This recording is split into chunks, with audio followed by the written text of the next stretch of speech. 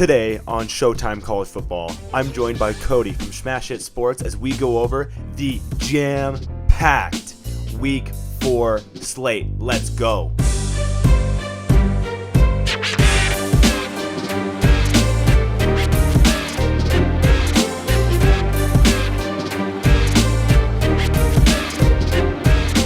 Welcome back to another episode of Showtime College Football. I'm your host, Chase, and we're finally back on video. I am here with my guy, Cody Rear from Smash Hit Sports. We have recently been talking, and we met on social media. He has a big Instagram account that I have actually been following for quite a bit. He was one of the main reasons I was like, frick it, I want to start talking about sports. Follow him on Instagram at Smash Hit Sports. Do you have Twitter, Cody? Yeah, I got Twitter, Instagram, TikTok, YouTube, the whole, if there's a social media platform, I'm probably on it. That doesn't mean I use it a ton. Threads. Like I'm out on Threads. All right. They're off my scoreboard, but yeah, I'm everywhere. So if you want to talk college football, I mean, I'll do it anywhere because it's that great. Heck yeah. So yeah, I'm on with Cody. Let's get Cody introduced to the audience. You guys all know me. You're a casual guy, Chase, but Cody, where are you from? Alma mater / go-to school. You can be biased. It's okay. And the reason why you love college football, those three things. Oh, yeah, that's a loaded question. I'm from the Cincinnati area originally. Small town Indiana kid. Went to Trine University, which if any of your audience has ever heard that, I would be shocked. It's a Division III school, but I played football there. But I'm a huge Notre Dame guy. Grew up Catholic in the state of Indiana. There's one of two paths you can go as an Indiana football fan. It's either you're not a Catholic and you root for Indiana or Purdue, or you are Catholic and you root for Notre Dame. It's kind of like you're born into the team that you root for in the state of Indiana. It's a beautiful thing, but college football it's about the stories of college football. And I remember growing up seeing just some of the best games that I've ever watched unfold between teams that don't always have. In the NFL, it's Super Bowl or bust. It always has been. If you're not competing for a championship, you're competing to get better in order to win a championship. College football is not like that. Like the stories of 2007, Boise State beating Oklahoma in the Fiesta Bowl, one of the greatest games I've ever seen. That wasn't the national championship, but I can't tell you who the national champion was in 2007. But I know absolutely who the winner of that game was. Like you have the Bush push game against Notre Dame or the Texas USC game, Vince Young and Reggie Bush. There's so much beauty in the sport of college football because it's about the stories and the passion and the fans. And I don't think that's replicated anywhere else in the world. Dude, exactly. That's what we're after right there. It's all about passion in college football. I love that. Thank you for that. Good, fired up. I'm fired up for week 4. I'm fired up. Dude, I'm so ready. This slate has been, it's just been looking at me all year. And all off season, I'm like, all right, we're getting week 1, we've got some games. Week 0, we didn't really have much. Notre Dame played, but it's week 4. There are 6 ranked matchups this weekend, ranked on ranked matchups. We haven't had that, I don't think, since 2006. It's been years since we've had this many ranked games. And even the unranked matchups, Memphis, Missouri, BYU, Kansas, UCF, Kansas State, Texas, and Baylor. There are so many great games this weekend. I can't wait to talk about it, man. It's so incredible. Dude, it is hard to even hopefully we can get to all of them. There are so many to talk about and so many that I really want to go in depth on. And even there could even be, it's so close to even having 7 ranked games because basically Clemson's right there on the edge. Honestly, yep. I'm kind of mad that Clemson's not ranked. I am not a Clemson liker. I do not like Clemson one bit. However, I don't think Florida should be ranked over Clemson. I don't see why that should be I'm kind of mad about the whole situation because otherwise we'd have FSU Clemson would be 7 ranked games. But anyways, I digress. Do you have something to say? No, Clemson should be right. Florida stinks, man. Florida Florida's bad. stinks. I don't know what happened. I have people coming. So I did season predictions on my Yeah. Instagram I tried to do as many teams as I could. And Florida's one of Right. the ones I did. I didn't have them making a bowl game. And I have Florida fans being like, oh, wow, I bet you feel stupid. I was like, we've played 3 games. All right. Yeah. It's a long year. The SEC's a hard schedule, man. Like, let's relax before you get on that high horse after beating a Tennessee team at home. Like Right. it's still early. Yeah, I think that the SEC has earned. I mean, this is something worth talking about. The SEC has earned kind of the SEC bias that happens. SEC's earned that by winning. Yeah. What is it, 6 straight or 10? Or let's say 10 of the last 12 championships. Whatever number that is, they've earned that. However, every season's different, and this season the SEC, frankly, 3 weeks in, it is not as strong, not even close. Like it is. Yeah, it's not even close. Yeah, the sport is a quarterback-driven sport, and Right.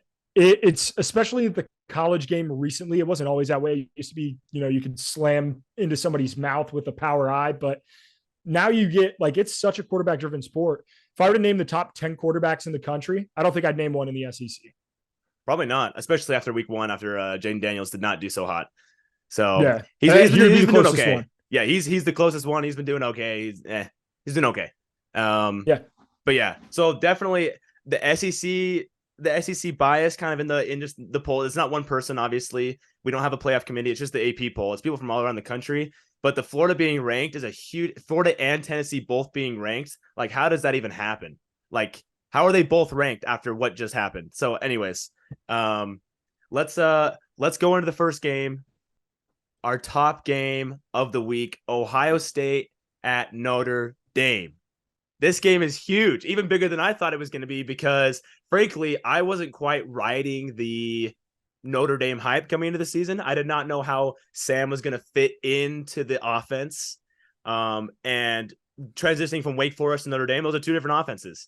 And so honestly, when I watched the Navy game, albeit Navy, I even watched a little bit of the, Tennessee State game. Yep. And it's perfect. It's as good as you can play with the few games you've played. You could not play it any more perfect than Notre Dame has so far. They have earned the right to be top 10 right now. I am now, even after the week 1 and week 0, I was like, frick. I might be on the Notre Dame bandwagon now. OSU is favored by 3 going into South Bend. What do you think about that one? Yeah.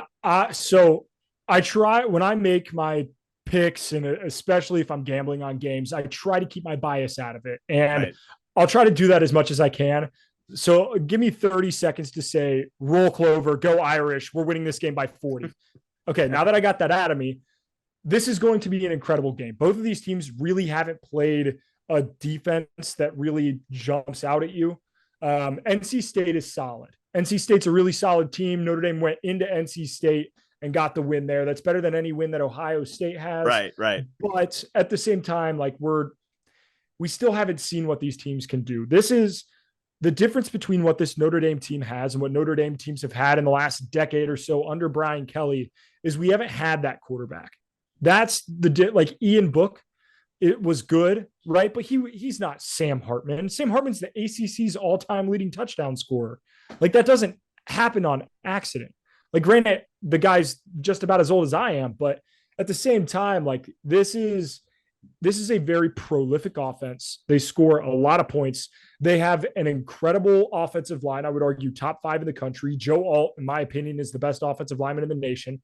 You have Audric Estime, who can just bully defenses. But then on the opposite side of that, Ohio State has a collection of weapons that could rival any school in the country. I would argue that they are the best. In Marvin Harrison Jr., Emeka Egbuka, Travion Williams, Travion Henderson and Mayan Williams at running back, they have just a stable of elite talent. And that's it. At the end of the day, it's going to come down to which of these offense can consistently put up more points, which of them can hold on to the football, because turnovers is going to be huge in this game. Ohio State's defense is good, and it's better than what it has been. Their defensive coordinator, Jim Knowles, I think it's Jim Knowles. I might be wrong there. But their defensive coordinator, who came over from Oklahoma State, has been really good for them. Their linebackers are playing well. They have a really good front 7. this game could come down to who holds the ball last and who makes the least mistakes. It's going to be incredible. I think this is going to be the game of the year in college football. Yeah, I agree. This game is, I mean, obviously going into the season, I ranked it at like, I can't remember, 4 or 5, just because I didn't quite know. Because last year it was kind of underwhelming. It was kind of like, Yep. okay, it was just kind of a slow game. Not honestly, really nothing really happened. Yep. And last year kind of just Notre Dame. It was like, oh, okay, like whatever. But this year, I think it's gonna be a whole lot different. Estimate, like you said, like they got that dual threat. They got running back quarterback duo that I think is incredibly lethal. I am going to be taking Notre Dame in this game. First of all, because I really like Notre Dame so far. I've liked what I've seen. Mhm. However, I think the key for them to win this game, and it all comes down to, I think the X factor is Kyle McCord in all of it. Yep. It all depends Yep. on how he plays. And like you said, obviously turnovers, whoever turns over the ball less will have a huge advantage in a game that's just as tight as this. But I think Notre Dame, you force McCord to throw the ball. He has never really played a true road game. Sorry, Indiana Yep. is not much of a true road game. I mean, it's a true road game, but yes. Anyways, Yeah. it's Yeah. a Nobody's hostile going to. environment. There's a reason that Indiana did so well during the COVID years. It's because they're used to not playing Yeah, in front of fans. exactly. Like That and Michael Penix. yeah, well, true.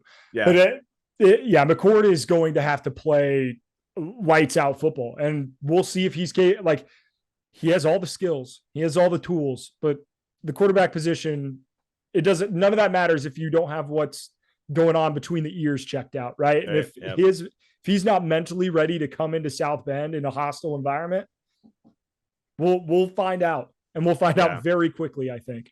Yeah. Like I said last week, just same thing with Bama. Good quarterback play can make up for a lot of mistakes. However, bad quarterback play, you can't really make up for that with any other position. You can't have just It's an tough to amazing hide. team. Yeah, you can't hide. Exactly. You can't hide bad quarterback play. So I'm assuming you're picking Notre Dame. Who's your Yes. pick? Yeah. So I am taking Notre Dame. I bet them at 3.5. I'm glad that I got the hook there. I do think this is going to come down to a one possession field goal type game, but I would I'm love going to that. take Notre Dame in a close one. I would love that. Will you be there in South Bend?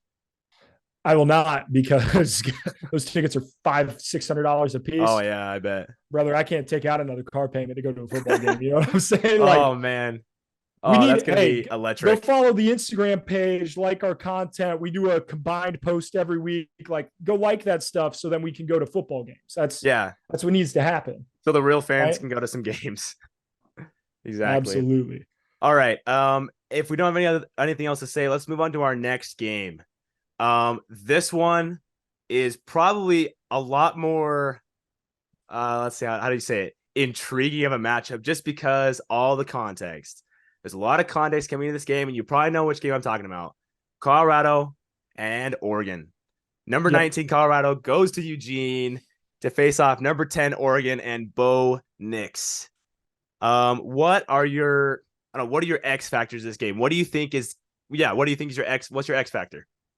Yeah, the X factor is going to be the big boys, right? Right, Everybody, right. you know the skill position players on Colorado, and obviously Travis Hunter's not playing, but you know Shadur Sanders and Shiloh Sanders in the secondary, and like their running back, true freshman, is absolutely tremendous. Their wide receivers are very, very good.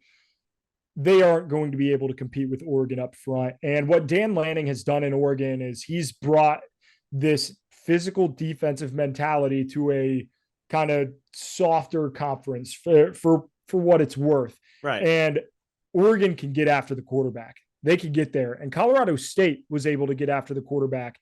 What Oregon has up front is double the size, double the speed, and they run 5-6 deep in that defensive line rotation. They're going to be rotating fresh guys in all night. This is going to be the most watched game of the weekend at the start. It won't be at the finish because I don't think it'll be close. It's a 21-point spread now. I'm going to be honest. I like the Ducks. Oh, for 20 over 21 is what you're saying. Yeah. I think it's going to get Dang. ugly quick. Not to say Colorado Dang. isn't good, but there are levels to college football. They ain't there yet. Right. This team won one game last year. So how does that, just on the fly here, how does that affect Oregon if they win this game dominantly? The problem with college football is it's all relative. Yep. Everything's just relative and everything's by opinion. So if Colorado wins this game against a 3-0 Colorado, or sorry, if Oregon wins this game against a 3-0 Colorado team has a lot of hype, who a lot of people think are good, who a lot of people think are bad and overrated. Um, do you move Colorado or Oregon? Sorry, I keep on getting mixed up. Do you move Oregon up, and how many do you move them up? Like, is this a big win, or is this the casual where it's like, oh, well, Colorado just sucks, so they're gonna move up to like 9? So I think they'll move up slightly. The issue is what's going to happen in this top 10, right? Right. We could talk about Florida State. If they lose, right, that shakes up a lot. They will jump the winner of Ohio or jump the loser of Ohio State and Notre Dame, right? Because that's a 6-9. They will jump that loser. But if Penn State loses to Iowa, they'll jump Penn State. It just depends on how a lot of these other teams look. I think we could be significantly higher on Oregon, but not have them move up a whole lot. And that's still like both things can be true. Agreed. Okay. What I think happens more than anything, there are 3 massive Pac-12 games this weekend. There's Colorado, Oregon, there's UCLA, Utah, and then there's Washington State, Oregon State. Some of these teams in the Pac-12 has been the best conference in college football so far. Some of these teams are eventually going to have to separate themselves. I think it starts this weekend, and then that can put Oregon into that. Hey, it's Oregon, it's Washington, it's USC. These are the top dogs in this conference. Right. Agreed. I think the Pac-12, I mean, obviously it kind of has to happen. There's going to be teams that separate. Well, I mean, unless all the underdogs win, then it'll kind of just mushes them even more together. I don't know. Yeah, that could happen. Who knows?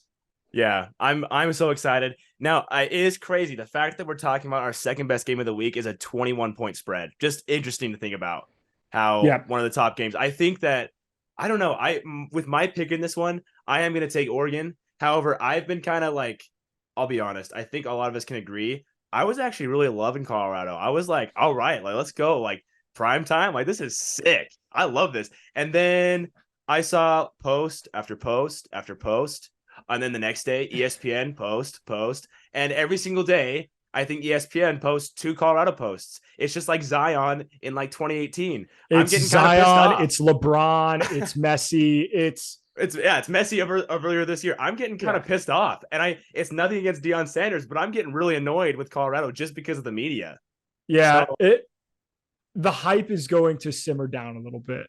Yeah. But that is like it's very similar to I'll kind of put it in the realm of like Kansas got hot early last year and then they fizzled hard. Like when you look at Colorado's schedule, I think they go 2-3 over their next 5. They play USC, Oregon, and UCLA in their next 5 games. They'll come back to earth. But that being said, this is still a team. They won 1 game last year, and then they were introduced by Lil Wayne this year. Like the strides that they have gone is tremendous. Like it's still an incredible story. What Coach Prime has done more than anything is he's brought new eyes to the sport of college football. And if I have more people to talk college football with, that's an absolute win for me. You know what I mean? Like it's put the biggest story in sports since football has kicked off has been the University of Colorado. That doesn't happen by accident. Like, it's a great thing for college football in a world where like all off season is like conference realignment. Who knows where this sport's going to be in a decade? Like, is it even going to be watchable? It's the most watched sport in the world right now. And it's beautiful. I can already tell you this. There's got to be camera crews in the locker room. Like there's already an Untold documentary being filmed, guaranteed. Oh yeah. Like I bet pretty soon. Like I bet in like the next year or two there will be a documentary out about this team. Mainly just because it's changing. There's a lot more than just Colorado being good again. Like this is changing so much. I mean, we've seen some like Sonny Dykes last year kind of did this. Yep. Where you just take a team and you complete overhaul because the transfer portal exists now. You don't have to wait till your recruits get in after 2 or 3 years. This is like, whoa, college football is gonna be like this. Like one aspect of it, like, heck yeah. I listened to an interview with Mike Golick Jr., and he made a phenomenal point. There used to be one way to win in college football. It was to build up your program, build up your coaching staff, recruit your ass off, and then develop those recruits to play phenomenal football. You can still do that and win a lot of football games. That is the Kirby Smart, the Dabo Swinney, Yeah, the Nick Dabo. Saban method, Yeah. right? But now there's also this new way to do it, and that is to come in, bring in the best players in the country or bring in the best recruits because of NIL. It's no longer, you don't have to have some sort of dominant program. You can bring in the best guys from all over the country in order to build a team that fits what you do well. That's what Dion is doing. It's what Sonny Dykes had done last year. It's what Michigan partially has done a little bit. They've done a combination of bringing in some guys. It's also like Notre Dame is very much like, hey, we were a piece away. We got our piece in Sam Hartman. Like, it allows you to do those kinds of things. And it makes the sport really, really intriguing because now it's not just, oh, I can't wait to see what our 2026 recruiting class looks like so I know if we're going to be good in 3 years. That doesn't matter. Look at Texas A&M. Their recruiting class was great and they stunk. And it's not just about that anymore. It's about developing your talent, bringing in new talent, constantly evaluating talent. The game of college football has changed, and I think it makes it for the better because now there's just so much more possibilities. I mean, we're BYU in a new conference in the Power Five, and Kansas are playing in a 3-0 against 3-0 matchup this year. That means a lot for the Big 12. Yeah. What are the odds of that? It's incredible. 3 years ago, 3 years ago, yeah, 3 years ago, you'd have laughed at me if I told you that. Yeah. Seriously.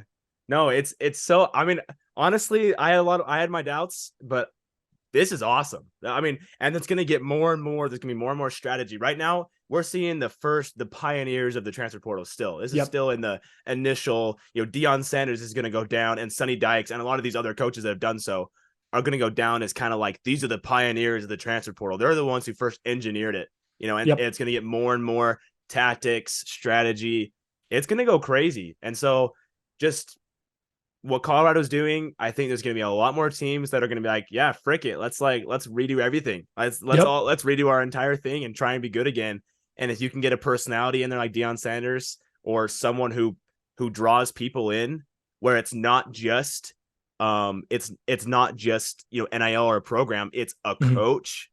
Like Colorado had no as of a year ago, the NIL value of a Colorado player was nothing. Yeah. It's nothing. I mean, it was your local stuff, just normal. Yeah, fine. Power 5 school, but nothing in relative. Now you have, if you look at the top 10 NIL evaluations, 2 of them are from Colorado. Yep. Hey, 2 of the top players. Where to players. find me. The game has changed. Yeah. Dion's doing it, and it's cool to watch. It's cool to watch. Anyways, let's keep going. This is good. I like these side conversations. This is fun. I can talk college football for days, man. It's a beautiful thing. Yeah. Dude, I love it. Let's keep going. I'm going with Oregon, but I actually do have Colorado covering the spread. I think it'll just be close based on emotion for both squads, just because it means a lot. However, I'm taking Oregon by at least 1 score. I think Oregon will handle business. I think Oregon can put away in the trenches specifically. I guarantee you, I think that I'm going to make a prediction in the first half. I think this game will be tied or a 1-score game at half because Colorado's got to be fresh. I like Colorado to explode in the first half, do their thing. But I think, like you said, the trenches, stamina, obviously that D-line from Oregon just churning, coming in and out. I definitely see kind of Colorado getting a little bit overrun just as the game goes on, where the holes are just getting bigger. Bucky Irving just has, bigger and bigger holes to run through, and Bo Nix starts having fun. So that's my prediction. Yeah. All right. Yeah. All right, we are going slow, but we're talking good football. Let's go another game. Alabama, Ole Miss, another super interesting game. Look, and this game means a ton for the SEC West, right? I'm going to keep my thoughts on this one pretty quick. Okay. People have lost a lot of money betting against Nick Saban. I'm not going to bet against Nick Saban. Do you know the last time that Alabama lost 2 home games in the same year? 2007. 2007. Right. Saban's first year as a head coach in Alabama, they went 6-6. They lost to Louisiana Monroe, and I will never forget that. What a weird year for college football. But 2007, that is the last time that they lost 2 home games in a year. They're coming off a loss. I think they know that Jalen Milroe's their guy. I'm taking Bama. I'm taking Bama to cover. Don't get me wrong. Ole Miss is fun. Lane Kiffin's fun. it's one thing to be fun. It's another thing to be Alabama. And I don't think they're Yeah. going to. I think as fun as it is to pick Ole Miss to win this game, it's like, oh, Alabama's weak for the first time in like our entire lives. Like Alabama has a chance to lose this game.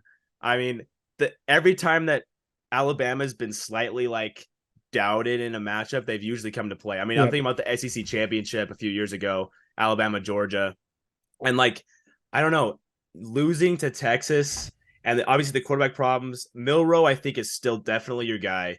Last week proved that. Talked about that a lot last podcast. I don't really understand some of the things they did in that game. However, I mean, Nick Saban is still Nick Saban. He is not, I don't think he's slowing down. No. I did on our graphic. I picked Ole Miss, and I'm starting just the Nick Saban's kind of head. His face popped into my head, and I'm starting to regret my decision picking Ole Miss. I don't know. You go first. What's your pick for this game? Official pick. It's Alabama. How many times has Lee Corso put on another team's head and been wrong when college game day is in Tuscaloosa? Did he pick Texas or Bama for the last one? I think I don't know, to be honest with you. I know a bunch of guys picked Texas. I don't know what Corso picked. Yeah, I know McAfee picked Texas, but yeah. I'm going with Bama in this one. They win. Okay. I think I'm gonna go with Ole Miss to be fun. I'm gonna go with Lane Kiffin, kind of stunning Alabama, in this game. And I think it literally comes down to Milroe throwing picks. I'm literally putting my money on that. Not a Nick Saban. I'm saying Milroe's going to throw 2 picks and Ole Miss is going to capitalize. I do have some hometown stuff to this. Jackson Dart played against him in high school. So, I'll say that I know him. Not really, but local kid from Utah. So I do like Jackson Dart and Ole Miss just for the fun of it. Just like picking South Carolina last week. I just really wanted them to win because they had a chance. But yeah, I'm gonna go Ole Miss in a close one. But yes, they'll have a chance. It'll be a good game. I think it'll definitely be a good game. It'll 100% be a great game. So I'm excited for that. Let's go to our next game. FSU Clemson. This game should be a ranked game. At least we should treat it like a ranked game. Whatever you want to say about the top 25 polls. Clemson is still Clemson. And first of all, Clemson, yes, they sucked against Duke. That was dog water. One of the worst losses we've ever seen to a you can call them a blue blood, a powerhouse school in a long time. And I think it is the beginning of the end for Clemson. However, I mean, they're still blowing out Florida Atlantic 66-10. So, I mean, Clemson is not lost here. I think that, and also Florida State does not play good in the swamp, or not this. I should call it the swamp. Death Valley. They did not play very good in Death Valley. They don't win there. And especially after last week, I think they're going to be a little more hesitant. I think this game is going to be way closer. Everyone's kind of picking FSU by default. I'm just saying, put some more thought into it. What are your thoughts on this game? When Clemson wins this football game, people will talk about them a lot differently. They are not. They're backs against the wall. This game is at home in Death Valley. Clemson, one of the best home teams in the country. I think they're 20-1 at home over the last. Just South Carolina. Just that. Yeah, South Carolina is the only loss they've had at home in recent years. Since Pitt in like 2017 or something. Yeah, 2016. Yeah. And it's insane that people have written them off. I've seen so many people pick Florida State. And this line, I understand that it's 2.5 now. It opened at 1.5. It's bet up to 2.5. Even if Florida State beat the brakes off of Boston College, this still would have been a 3 or 4 point game. Like this line was never going to be a touchdown score. Clemson is a good football team. Like I picked them to win the national championship prior to the start of the season. And a lot of people fired off their jokes. They got them in, and you know what? I'll take each and every one of them. But damn it, they're not out yet. And they're not out. It's not over. I'm not going to pick up. Don't get me wrong. They're no longer my national championship pick. That being said, would you tell me that you would be surprised if Clemson won this game and then rattled off and ended up going 10-2 with a loss to Duke and Notre Dame, and then made it into the ACC championship? Like, that's not out of the realm of possibility. Like shit, they could beat Notre Dame. Like I'm not throwing that game away in Death Valley. Like they play both of those games at No home. way. Yeah, Yeah. this is not like I'm taking Clemson to win this game. I Yeah. think that their backs against the wall and like Dabo will show up at home. I love the pick. I love the pick of picking Clemson because the main thing that I was, trying to get across before is just like people are way overlooking this game. Like, oh yeah, Clemson sucks, Yeah. right? It's like, well, okay. Like they're still really good. They're still Clemson, bro. Like They're chill. so good. If this was an SEC school, let's even take like pretty much let's pretend Florida was this team, or even like Georgia. Let's say Georgia was this team. If Georgia was ranked 9th coming to the start of the season, just play with me here. If they lost to Duke 28-7, do you think they dropped that far out of the top 25 No. immediately? No. No, not a chance. That's what I'm thinking. Like, I'm like, I don't know. Like, Clemson is a huge motivation to win this game. This is everything. This is like, is the program like completely off the rails, or is it like still stabilized? Like Dabo Swinney, this is the biggest must-win game of his entire career because he's never been like he's always been very successful as a coach. His first season was like 10-2, I think. Like he's always won at Clemson. He's never had any problems. Great job by Dabo Swinney. But this game, I think, is the most, like you just said, backs against the wall. I think even more pressure than some of these national championships, just based on like job security, just at Clemson. This is huge. This game is huge for Clemson. This is a massive game, and I'm going to be absolutely tuned in. Noon kickoff. Right. I can't wait. This is pretty much the main noon kickoff game. There's no other games at the for me 10 a.m. There's like no other like good all the good games like 1:30 and like 5:30. So I'm really excited for this game. I'm going to pick Florida State by a narrow margin, just because I believe in Jordan Travis. I think last week was a fluke. Obviously, you can always say that it's college football. I think they were overlooking. They went up 31-10. I think it was purely just these dudes are 21-year-olds and they lost sight. Obviously, you can't really just say that about a top 10 team.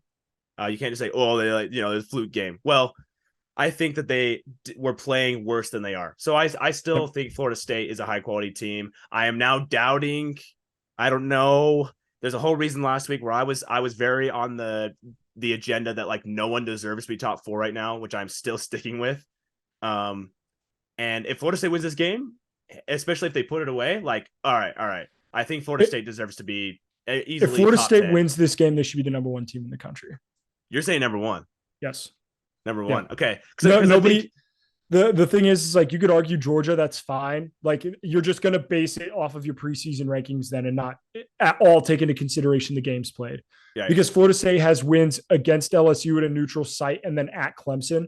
Nobody else in the country has anywhere close to that kind of caliber of wins. Exactly. And I think the Notre Dame, like the top 25 could shift like crazy with wins or losses. Oh, like, yeah. Wins, like no matter what, there's going to be some movement this week. Like no matter what. Some movement. I'm excited because like I think the winner, obviously depending on how it goes, in my poll, I think the number 2 team will probably be the winner of Notre Dame Ohio State. Probably. It depends. If the game looks sloppy, looks bad, maybe they'll be like number 4 or something. And, Ohio State or Notre Dame pulls it out. Like, all right, they'll move up. But like, if this game is like, all right, Sam Hartman shows up, plays great, not many penalties, very sound, win by 10 points, win by a score even, put them away, look good, eye test. I think easily Ohio State or Notre Dame is number 2 or even number 1 based on if Florida State loses. Like there's Georgia. I don't like Georgia very much. And it's hard to know because they always do this. But yeah, it's college football has reached a level of parity that we've never seen before right now, and it's freaking awesome. I have no idea who my top 5 teams are anymore. I am completely lost in confusion, and so this week will be so much better to watch that. Can't wait. I'm so excited. Cannot wait. I'm not moving off my damn couch. Like I will sit a cooler next to me, so I got to go up to the fridge. Like I'll make my food in advance. Like right. We're gonna do this one right. It's so funny. There's been a few people that have tried to make plans. And I'm pretty strict about fall Saturdays. Like even like last week, even a week 3 slate, I was like, sorry, like maybe like after it all over. For me, most of the games end around 9 or 10. Like maybe we could go get some food after then. But like this week, there's someone who's having a wedding that's fairly close to me, and I'm not going. I'm just gonna wish them well. They know I love college football, but I'm not gonna go. I'm having lunch with them next week to make up for it, but I can't miss any games. Dude, I've done that I too. can't miss it. I'm not going to tell you and sit here and say that I haven't. So, And we're gonna go right into our next game: Oregon State, Washington State, Battle of the Pac-2. This game is so crazy. The dude, Pac-2. I was saying this, like, loser gets relegated to the Mountain West, winner gets accepted into the Big Ten or something. Relegation's kind of cool. I don't know. Put some stakes on this. That being said, this game's going to be insane. I have Oregon State winning this game. Mm-hmm. I love Jonathan Smith as a head coach. I think same, bro. Same. He's going to be so great at Michigan State next year. That being said, like, Damian Martinez is a hell of a running back. Like, DJU is prone to a couple turnovers, but I still think with what they do defensively, their ability to run the ball, I think they will win this game, but it will be great. Like, Cam Ward is an awesome quarterback for Washington State. Did you say that he's going to Michigan State? Was that like a joke? Yeah. Yeah, I mean, it's a joke, but he's okay. I was like, what? You heard it here first. You didn't like, it's not official, not announced, not anything. However, you heard it here first. It's going to happen. Okay.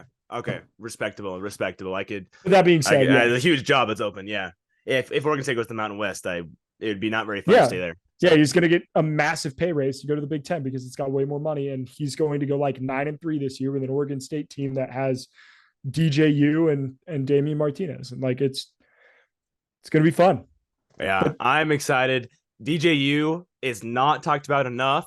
Now, a lot of this is because the run game is very sturdy at Oregon State, so there's not a ton of pressure. And honestly, Oregon State, to perform well at Oregon State for their standards, you just got to pass the ball and do decent to help out the running game. That's really all the expectations are, and he's doing great with that. Oregon State has looked very, very cool and collected. That's why I've liked them so much. I've had them floating kind of a little bit higher than most people. I mean, nothing crazy, just like sitting 12 and 13. I like them. When I've watched them, they've looked very good, albeit San Jose State, San Diego State, and like UC Davis or something like that.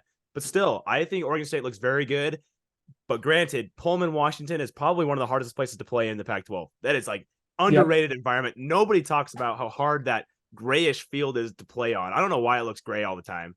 It's going to be loud, dude. It's going to be a loud place to play. It's one of the bigger games. I think just because of the context, like we've talked about, I think that's why this game is so big. Because like Oregon State has had, just last year, number 6 Oregon coming to town was a pretty big deal. But I feel like that this one is huge for both these programs, Washington State and Oregon State. Like just because of all that's going on, and like these are kind of they're kind of like buddies sticking together. Yeah.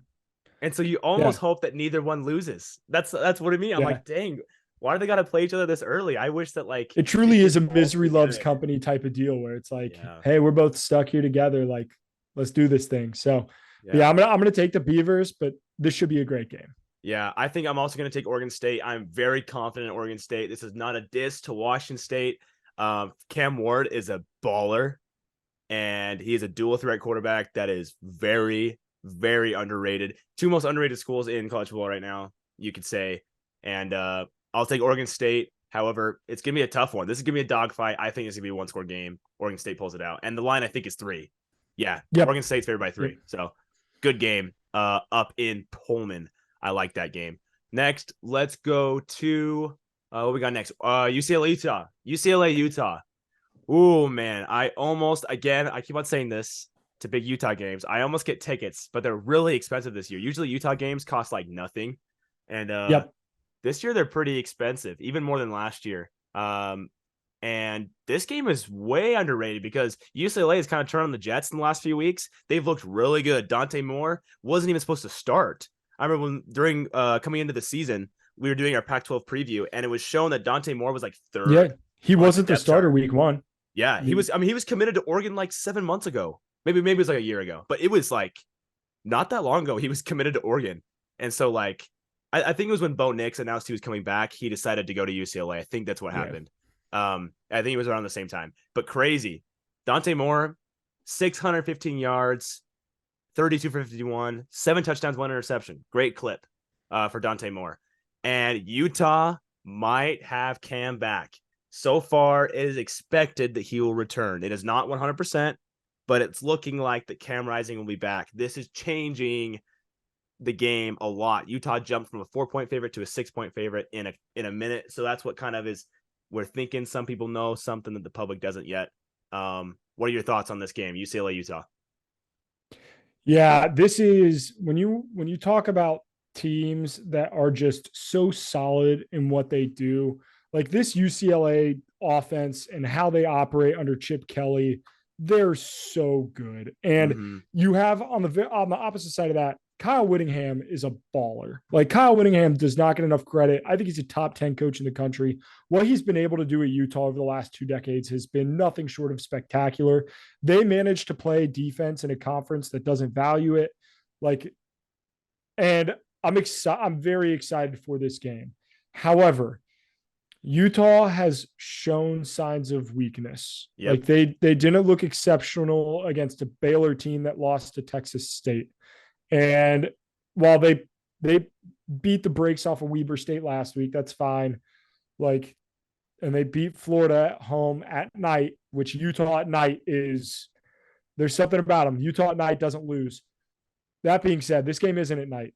This game's at 1:30 Mountain Time. And I'm going to take UCLA here. I think Dante Moore gets it done. I think he shows why he's a 5-star recruit. I think Chip Kelly kind of says, hey, I know everybody's like, oh, USC is going to the Big Ten. So is UCLA. Don't sleep on them. Yeah. I think oh my gosh, it's Chip Kelly. Chip Kelly has done amazing things at UCLA so far. And last year obviously was a huge turnaround. They have done fairly well in their first 3 games. And I hate to say it, I am a BYU fan. I don't hate to say that part, but I'm gonna pick Utah. I have a feeling about Utah, and it's not a good one on both sides. I hate it. I hate this feeling so much, but I think Utah's gonna win. Utah, I think, despite being really, really sloppy last 2 games, a lot of my fan base surprisingly is not BYU fans, which I thought it would be a lot of BYU fans just because I live here in Provo. But for some reason, a lot of my engagement comes from Utah fans, and I got a lot of heat for saying when they beat Florida, I said, guys, Florida beat themselves. Like Utah looked fine, but like Florida sucks. And like the same thing with Baylor. I was like, guys, Baylor sucks. Like that game was terrible. Obviously Utah pulled it out. They have grit. That's the one thing they have for them right now is grit. Yep. And like they have a presence because you still beat Florida 24-11. Like, yes, good win. That is not a ranked win. Florida should not be ranked. However, I think with Cam back, it's going to rally him. If Cam's back. If Cam's not back, I think I'm taking UCLA. If Cam is playing, I'm taking Utah by a very slim margin. I'm taking him by a close game. I'm saying less than 7 points. Utah pulls out this game. However, I still do not see Utah, based on these first few performances, I do not see Utah no longer going to the Pac-12 championship. I see them dropping 2 to 3 Pac-12 games, but I don't think this one they'll lose, mainly because last year, this was their game that killed them. This was the game that like knocked Utah out. I think Utah's got some revenge. Most of the guys from Utah are coming back. They remember this game. And I think that's the main reason why I think that's where the feeling I have is coming from, is the fact that they've got kind of some revenge to get them. So don't hate it one bit. Yeah. All right. I try and stay unbiased, guys. I try really hard. So we do what we can. We do what we can. All right. Let's talk about 2 more games. Penn State, Iowa. This game is like kind of being very overlooked. Rightfully so. I think this game, Penn State has looked really good. I don't quite buy the Iowa hype last year. I understand. I am not like, I don't live underneath a rock. I know that Iowa was really good last year without offense at all. Like 8-4 with literally no offense is pretty good. And like they have a better offense, but like Utah State is bad and they only beat them by 10. And that alone, I'm like, why are we ranking Iowa? Iowa has not looked that great yet. No offense to Iowa, but like for some reason, I don't know why Iowa's ranked yet. I don't see it.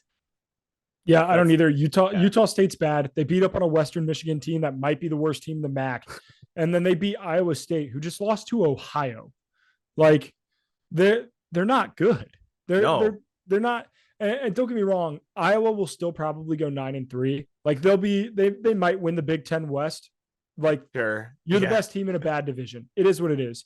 Their offense is like they had to adjust their coach's contract so that he hit stipulations for scoring Oh my 25 gosh, points that a is game. so funny. Do you That know is how many, like 25 points a game would have been like 80th in the country last year? Like that's not good. Like the baseline for him is like the bare minimum. You were at a Power 5 program and your points per game, total points per game. That includes special teams, includes defense, like, and it's 25. Yeah. And the over under for this game is 41. It is going to be a pinnacle Big Ten football game, low scoring, run it down your throat, a lot of defense. I think Iowa's point total, their team point total is 12.5.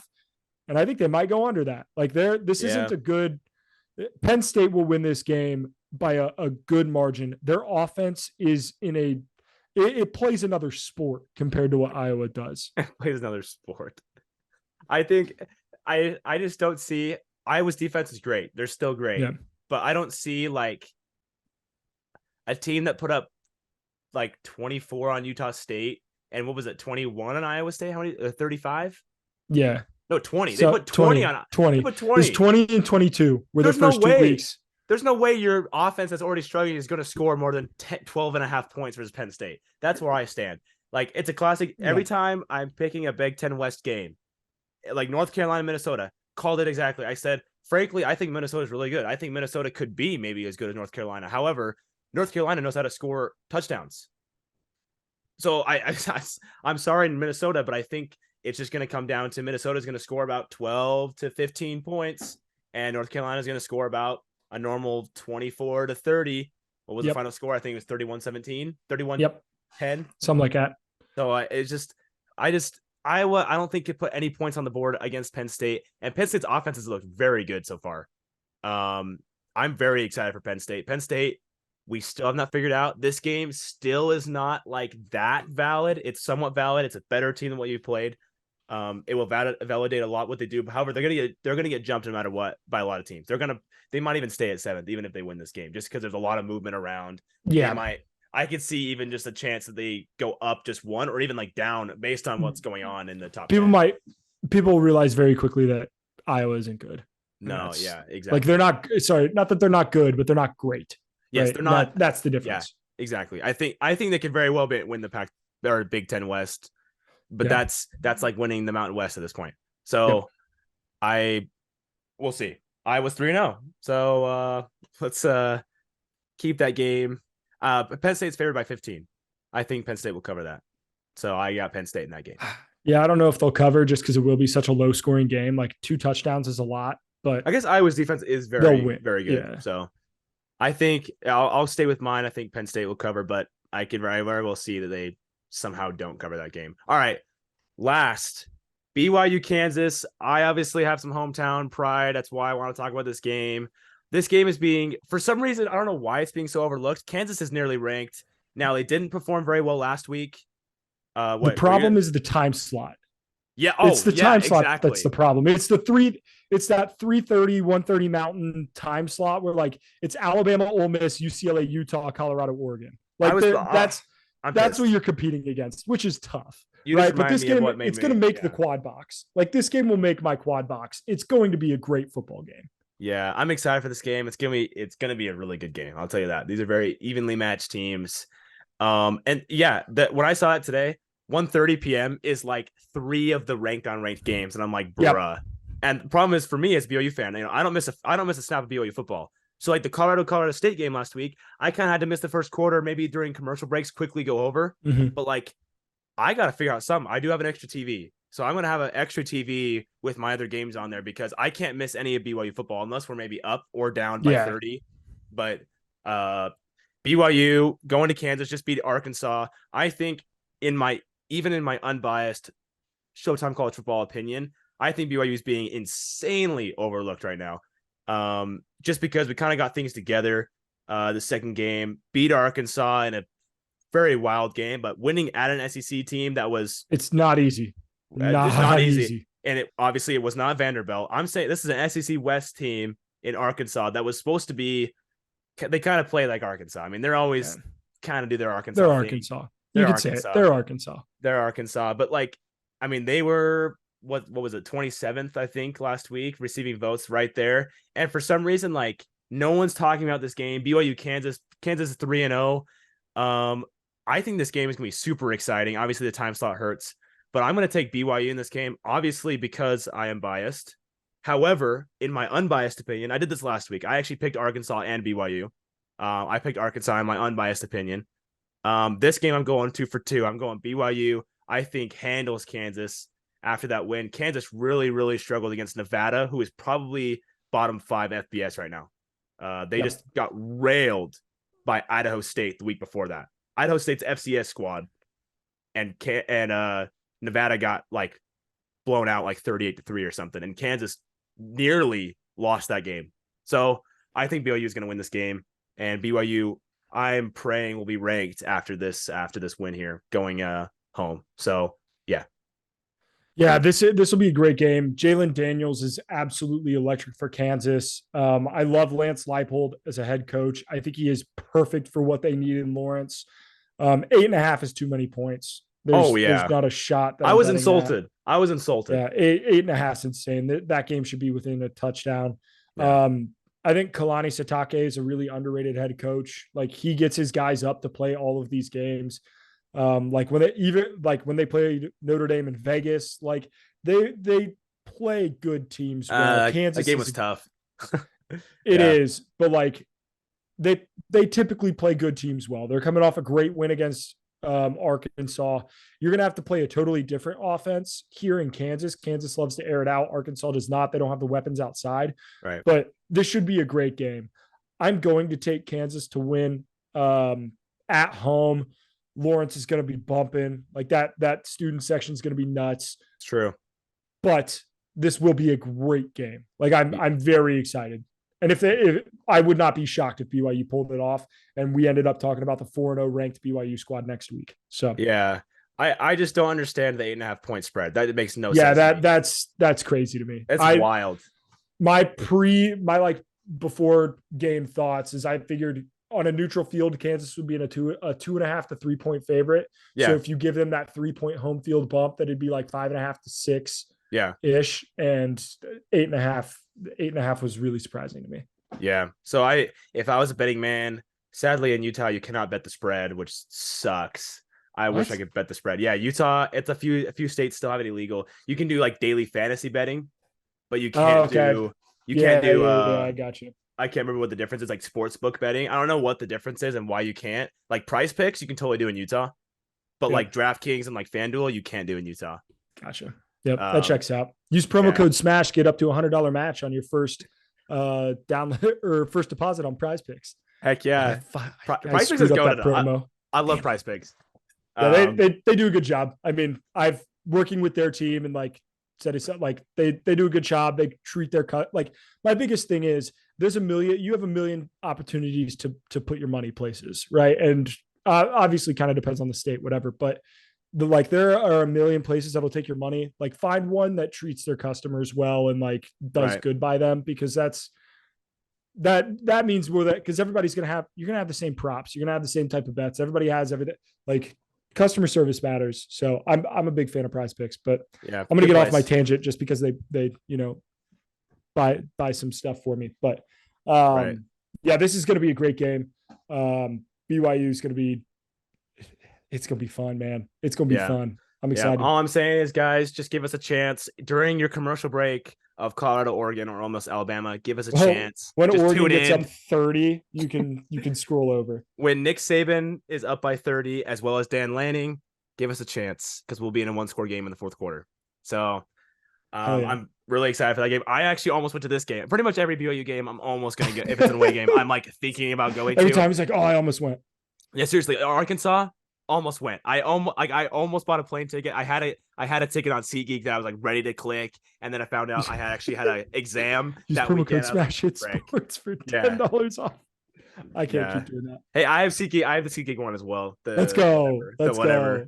Yeah, I think my cousin used Showtime? it. Is it Showtime college football? Is Yeah, that the Showtime full? CFB. Yeah, it's Let's go. Showtime $20 off your CFB. first order. Shameless plug, dude. You gotta Yeah, you gotta plug your stuff, bro. These microphones ain't cheap. Like the yeah, computer, the podcast software, like this stuff ain't cheap, man. Like if you wanna so be a friend, tell a friend. You know what I mean? Like right. support my boy Chase here. Use his code and go see a football game. I mean, that's Yeah, what college football is best enjoyed in person.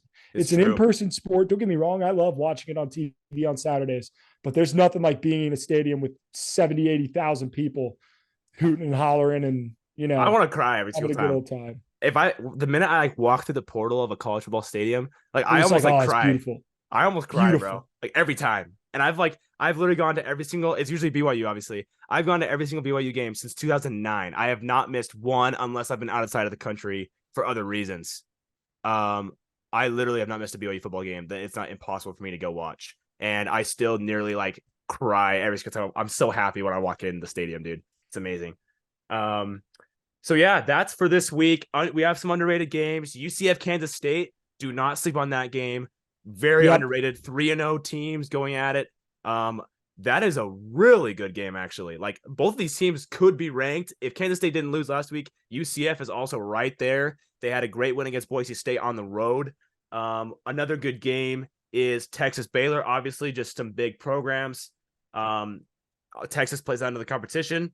It's at Baylor. Watch for a close one. Yep. I definitely think that's gonna be a close game. Let's see what are other ones that we're looking at. Yeah. Memphis, Missouri is another one. Oh yeah, 3-0 teams, Missouri 3-0. coming off a great win against Kansas State, a little bit of a letdown spot against a like good G5 team. Auburn and Texas A&M, like a Oh game yeah, that matters in that conference. So a lot of good football, man. A lot of good football. it's huge, very huge. I am so excited, guys. Week 4 is gonna be one of the greatest things ever. Hey, the KU just got bumped to 9.5. That's ridiculous. It just bumped. No way. What the That's heck? crazy. Okay, if guys, anybody outside of Utah, take BYU. Like you could, I will like literally like put my life on it right now. Take BYU to That's cover bold. the spread at least. Just take them to cover That's the bold. spread. Take them to cover the spread. All right. Like there's no way. Now Jalen Daniels is elite, but BYU is a freaking gutsy team. Love it. Anyways, I could eat my words next week. We'll see. I'm a humble fan. So yeah, guys. Aren't we all? Have a great week 4. Cody, thanks for coming on today. That was epic. A little bit longer than we wanted to, but Hey, but that was fun. That's talking football, baby. It happens. That's fun. Talking football. If you guys listened, then thank you. We love you guys. It was week 4 warrants a long podcast. Yeah. So it's good stuff. All right. Hopefully, you are on here again. I would love to have you on again, Cody. We'll do this again. It was very good to talk some CFB with you, and we will catch you guys next time. And see ya.